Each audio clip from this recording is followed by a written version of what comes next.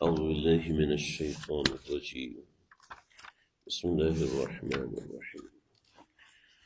والزاريات ذروا فالحاملات وقرا فالجاريات يسرا فالمقسمات أمرا إنما توعدون لصادق وإن الدين لواقع. سورہ زاریات بڑی عظیم الشان صورت ہے اور 47 نمبر 51 نمبر یہ صورت ہے، اور اس کے بعد جتنی صورتیں آگے چل رہی ہیں ایک بڑی تعداد مکی صورتوں کی ہے، جس کا موضوع خاص طور پر قیامت، توحید اور اثبات رسالت ہے۔ یہ بہت بڑی چیز ہے، کوئی معمولی چیز نہیں ہے۔ اب ان آیات کی ابتدا سورہ زاریات کا مطلب ہے ہوا، اور زاریات کا مطلب ہے وہ ہوا جو کہ چیزوں کو بکھیر دینے والی ہو۔ والزاریات کا مطلب ہے قسم ہے بکھیر دینے والی ہواؤں کی۔ والزاریاتی ذروا، ذروا اس کا مصدر ہے، تو والزاریاتی ذروا قسم ہے بکھیر کر اڑا دینے والی ہواؤں کی۔ اس کا یہ ایک معنی بن رہا ہے۔ تو والزاریات کا لفظی مطلب عربی میں ہوا نہیں ہے، لیکن یہاں عربی میں زاریات کا لفظی مطلب بکھیرنے والی چیز ہے، تو اس سے مراد ہوا ہے۔ جیسے ہماری زمین ہے، زمین کا ایک آربٹ ہے، اور وہ آربٹ ایسا ہے جو کہ ہوا سے بھرا ہوا ہے، جس میں ہر قسم کی گیسز ہوتی ہیں، جس میں کہیں ہوا تیز ہوتی ہے، کہیں ہوا ہلکی ہوتی ہے، کہیں ہوا کی موٹی تہ ہوتی ہے، اور کسی جگہ پر ہوا جمی ہوتی ہے، کسی جگہ ہوا میں ایئر پکٹ بنے ہوئے ہوتے ہیں۔ ہمارے جتنے بھی جہاز ہیں وہ اسی آربٹ کے اندر ہی اڑ سکتے ہیں، اس کے علاوہ وہ اڑ نہیں سکتے۔ جو آربٹ کو کراس کرتے ہیں ظاہری بات ہے وہ خلائی شٹلز ہوتی ہیں، ان کا نظام اور سسٹم اور ہوتا ہے، وہاں رہائش اور زندگی اور ہے۔ اس کے علاوہ ابھی جتنے بھی سیارے دریافت ہوئے ہیں ان کے آربٹ کے اندر کہیں یہ ہوا نہیں پائی جاتی۔ جو اس زمین کا آربٹ ہے اس کے اندر جو ہوا ہے، اس میں کشش ثقل کا نظام، یہ جو سب چیزیں ہیں یہ سب ایک واضح طور پر ایک بات کو ثابت کرتی ہیں کہ اس کے پیچھے ایک سسٹم ہے۔ تو وہ زاریات ایک سسٹم کے تحت چلنے والی ہوا ہے، تو پورا ایک سسٹم ہے جس کو کنٹرول کیا ہوا ہے۔ پورا دن جتنے بھی سبزہ ہے، جتنا سبزہ ہے، چاہے وہ ایمیزون کے جنگلات ہوں یا پنجاب کے کھیت ہوں، لہلہاتے کھلیان ہوں، وہ سب کے سب آکسیجن پیدا کر رہے ہوتے ہیں، لیکن آکسیجن کا ریشو اس ہوا کے اندر 22 سے اوپر نہیں جاتا، اور رات کے وقت یہ سارے آکسیجن کھا رہے ہیں پھر بھی آکسیجن نیچے نہیں جاتی۔ کیا مطلب ہے؟ کیا وجہ ہے کہ کیسے ایک جگہ پر ہوا کا سسٹم اللہ رب العزت نے پکا کیا ہوا ہے کہ اس سے چیز ہٹ نہیں سکتی ہے۔ تو والزاریات ذروا فالحاملات وقرا، اور جو بوجھ کو اٹھانے والے، وقر کہتے ہیں بوجھ کو، جسے کان میں ایک بوجھ، تو اس کے لیے لفظ وقر استعمال ہوتا ہے یا وقر استعمال ہوتا ہے۔ تو فالحاملات وقرا، بوجھ کو اٹھانے والی ہے۔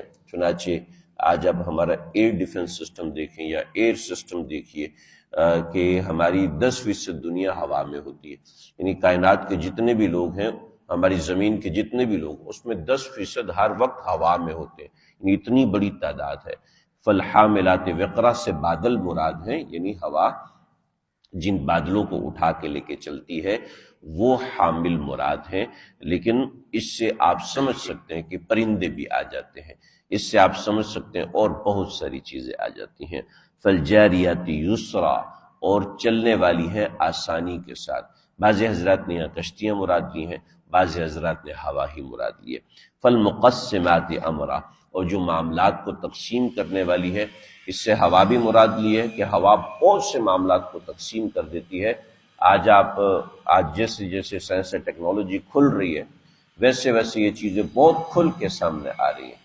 جیسے گیس سسٹم ہے ہماری زمین کے اوپر، لکڑی کے جلانے کا سسٹم ختم ہوتا جا رہا ہے، گیسز کا سسٹم بڑھتا ہے، گیس کے ذریعے سے علاج ہوتا ہے، ایسی بہت ساری چیزیں ہیں لیکن اس سے حضرات مفسرین نے فرشتے مراد لیے کہ فالمقسمات امرا، کہ جو معاملات کو تقسیم کرتے ہیں۔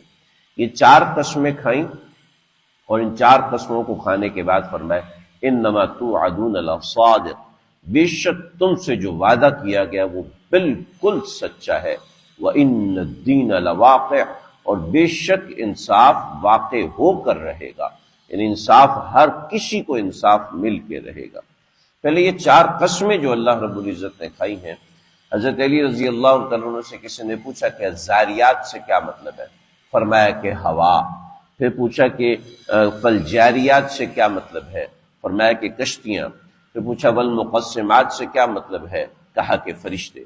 ابن کثیر نے قصہ لکھا ہے، ابن جریر نے واقعہ لکھا ہے کہ اور بھی کئی تفسیروں نے لکھا ہے، انہی کے حوالے سے لکھا ہے کہ حضرت عمر رضی اللہ عنہ کے پاس ایک شخص آیا جس کا نام سبیغ بنت عسل تھا۔ یہ سبیغ بنت عسل کسی دوسرے علاقے سے آیا تھا، حضرت ابو موسیٰ عشری کے علاقے سے۔ اس نے حضرت موسیٰ سے بھی کوئی بات کی ہوگی، اس کو سمجھ نہیں آئی، تو یہ حضرت عمر کے پاس آیا اور آ کے اعتراض کی شکل میں سوال کیا کہ بھئی یہ کیا طریقہ ہے کہ زاریات کا اور مطلب ہے، آپ اس سے کیا مراد لیتے ہیں؟ جی ہوا مراد لیتے ہیں۔ اور فرمایا کہ اگر میں نے رسول اللہ صلی اللہ علیہ وسلم سے نہ سنا ہوتا تو میں کبھی بھی تم سے یہ بات بیان نہ کرتا۔ پھر کہا کہ جاریات سے کیا مراد ہے؟ فرمایا کہ کشتیاں مراد ہیں۔ پھر پوچھا کہ مقسمات سے کیا مراد ہے؟ کہا فرشتے مراد ہیں، اور تینوں بار یہ بات ارشاد فرمائی کہ اگر میں نے رسول اللہ صلی اللہ علیہ وسلم سے ایسا نہ سنا ہوتا تو میں اس کو کبھی بھی بیان نہ کرتا۔ تو پھر جب اس نے یہ بات حضرت عمر سے سنی تو حضرت عمر نے فرمایا کہ اس کو پکڑو اور اس کو 100 کوڑے لگاؤ، یا اس کو کوڑے لگاؤ۔ اس کو کوڑے لگائے یا 100 کوڑے لگائے، ظاہری بات ہے کوڑے لگے تو زخمی ہوا، اس کو بند کر دیا۔ جب اس کے زخم ٹھیک ہوئے، مرہم پٹی ہوتی رہی، تو جب ٹھیک ہوا تو دوبارہ بلایا، پھر 100 کوڑے لگائے، اور 100 کوڑے لگانے کے بعد اس کو واپس بھیجا۔ یہ حضرت ابو موسیٰ عشری کے پاس گیا کچھ عرصے کے بعد، اور کہنے لگا کہ میرے دماغ میں جو فطور تھا قرآن کے حوالے سے، قرآن میں شکوک و شبہات کے حوالے سے، وہ سارا فطور ختم ہو چکا ہے۔ حضرت عمر نے ساتھ انسٹرکشن دے دی تھی یہ کسی بندے سے ملے گا نہیں، اور یہ حضرت ابو موسیٰ عشری کی مجلس میں بیٹھے گا نہیں، اور دربار کے اندر کسی نوعیت کا کوئی مشورہ اور کسی نوعیت کی کوئی بات یہ لوگوں کے ساتھ نہیں کر سکتا۔ تو یہ حضرت ابو موسیٰ عشری کے پاس آیا اور بڑی منت سماجت کی کہ میرے دماغ کا فطور ختم ہو گیا ہے، لہٰذا حضرت عمر کے پاس حضرت ابو موسیٰ عشری آئے اور ان سے اجازت لی، تو پھر حضرت عمر نے ان کو بیٹھنے دیا۔ علامہ ابن کثیر نے بھی لکھا اور دیگر بہت سے حضرات نے لکھا کہ اس نے نبی علیہ السلام کی اس مرادی مطلب پر اعتراض کیا تھا اور اس کو غلط انٹرپریٹیشن پیش کرنے کی کوشش کی تھی، اس وجہ سے حضرت عمر نے ان کو تعزیر لگائی۔ چنانچہ اس سے مسئلہ ثابت ہوتا ہے کہ اگر کوئی شخص قرآن میں دروغ گوئی کرے، اگر کوئی حدیث میں اپنا مطلب بیان کرے اور نبی علیہ السلام کے بتائے ہوئے مطلب کو نہ مانے، تو پھر ایسے شخص کو وقت کا حاکم بہت سے معاملات کر سکتا ہے۔ چنانچہ فقہاء نے لکھا ہے کہ اس کے لیے اتالیق مقرر کیے جائیں، علماء مقرر کیے جائیں جو اس کو مطمئن کریں، اس کو سمجھائیں، اور باقی قاضی کے اوپر ڈیپینڈ کرتا ہے کہ قاضی کیا سمجھتا ہے۔ اگر قاضی سمجھتا ہے اتالیق مقرر کریں، یعنی استاد مقرر کریں جو اس کو اس کا مرادی مطلب سمجھائیں، یا اس سے مناظرہ کریں اور اس سے مقابلہ کریں اور اس کو سمجھائیں، اس کے اشکالات کو دور کریں، یا پھر قاضی یہ سمجھتا ہے کہ اس کو تھپڑ لگایا جائے، اس کو جیل میں ڈالا جائے، اس کو بند کیا جائے، تو یہ قاضی کے اوپر ڈیپینڈ کرتا ہے۔ لہٰذا حضرت عمر رضی اللہ عنہ نے یہی مناسب سمجھا کہ ایسے شخص کو ایک دفعہ مار لگائی جائے گی تو اس کی عقل اپنے ٹھکانے پہ آ جائے گی، سمجھ میں آ جائے گا اس کو۔ چنانچہ ایک صاحب نے حضرت تھانوی رحمۃ اللہ علیہ کے سامنے یہ بات میں اس لیے کر رہا ہوں کہ بہت سے لوگ کہتے ہیں جی یہ تو فری ول کے بھی خلاف ہو گیا، ایسے ہو گیا۔ تو حضرت تھانوی کے پاس ایک صاحب آیا اور کہنے لگے جی مجھے عیسائیت کے حوالے سے بہت وسوسے آ رہے ہیں۔ حضرت نے فرمایا کہ ٹھیک ہے، اس کو بٹھایا اور سمجھایا، تقریباً 2 سے 2.5 گھنٹے اس کے سوالات کا جواب دیا، بڑا مطمئن ہوا، مطمئن ہو کے کہا کہ الحمدللہ مجھے اسلام پہ شرح صدر ہے۔ پھر چند دنوں کے بعد آیا، کہا حضرت مجھے کچھ اور اشکالات ہو گئے۔ حضرت نے کہا جی بیٹھو، سمجھایا، عصر سے لے کے مغرب تک جو وقت تھا حضرت نے اس کو تقریباً 2 سے 2.5 گھنٹے اس کو سمجھا کہنا جی الحمدللہ مطمئن ہو گیا۔ تیسری مرتبہ پھر آیا اور کہا کہ یعنی کچھ عرصے کے بعد آیا، حضرت مجھے پھر عیسائیت کے حوالے سے اشکالات ہو رہے ہیں۔ تو اس نے کہا ادھر آؤ، وہ آیا، اس نے ایک رخ چھماٹ لگائی اس کو، دھڑام سے ادھر گرا، گرنے کے بعد اٹھا کہنے لگا الحمدللہ حضرت سینہ صاف ہو گیا، سینہ صاف ہو گیا، مجھے سمجھ میں آ گیا کہ یہ میرے دماغ کا فطور تھا۔ آج ہمارے بچے، نوجوان بچیاں سوالات کرتے ہیں اور ظاہری بات ہے ان کو جوابات دیتے ہیں۔ اب ہمارے پاس کوئی ایسا طریقہ نہیں کہ ہم رکھ کے اس کو تھپڑ مارے کہ وہ ٹھیک ہو جائے۔ تو مسئلہ یہ ہے کہ ہمارے دماغ میں بعض دفعہ ایسا فطور آ جاتا ہے جو کہ کسی بنیاد کے اوپر نہیں ہوتا، بس ایک اپنی ناقص سوچ کے اوپر منحصر ہوتا ہے۔ اس ناقص سوچ کو لے کر ہم اسی کو لے کے چل رہے ہوتے ہیں۔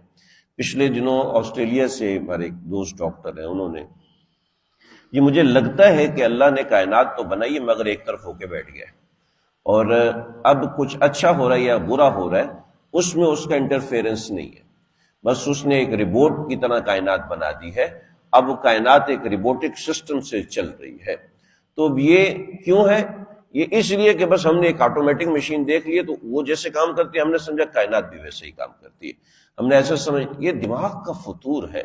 آپ اللہ کو اللہ بھی مانتے ہو، خالق بھی مانتے ہو اور مالک کل بھی مانتے ہو، اور پھر یہ کہتے ہو کہ اس کو کسی سے کوئی غرض نہیں، کسی سے کوئی سروکار نہیں، اس کے پیغامات اس سے سرم و انحراف، یعنی اس کے پیغامات سے کوئی ہمارا تعلق نہیں، اللہ کا کوئی واسطہ نہیں، جزا سزا کا کوئی نظام۔ حالانکہ مقافات عمل ہم دیکھتے ہیں، یا برا کرتے ہیں تو اس بندے کے ساتھ برا ہوتا ہے، بعض دفعہ ہوتا ہے بعض دفعہ نہیں ہوتا۔